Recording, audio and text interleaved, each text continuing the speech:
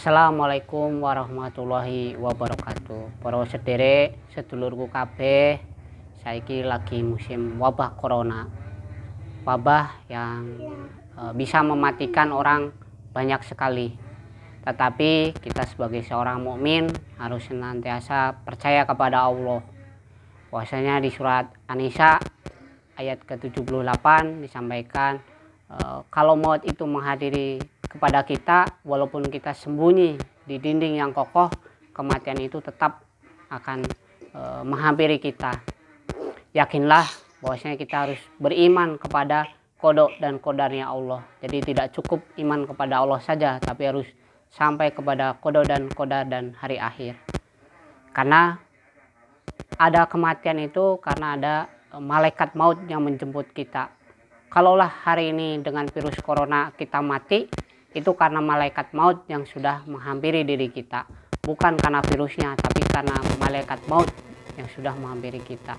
Terus apa yang harus kita sikapi? Yang pertama, kalau memang harus duduk di rumah, diam di rumah, lakukan diam di rumah. Tapi jangan lupa kita harus mendekat lagi kepada Allah. Itu tandanya adalah momen yang biasanya kita sibuk ngurusin dunia, waktunya momen kita di rumah untuk lebih dekat lagi kepada Allah. Hablum minallahnya lebih kita kuatkan, ibadahnya lebih kita kuatkan, baca Qur'annya lebih kita banyakkan lagi. Ini adalah momen-momen yang langka, yang momen dimana kita harus beribadah lebih kepada Allah. Dan yang kedua adalah mari kita senantiasa bersedekah, memperbanyak sedekah, karena di dalam surat Al-Munafikun disampaikan ayat 10. Di situ adalah berkisah tentang agar kita tidak menjadi orang yang menyesal.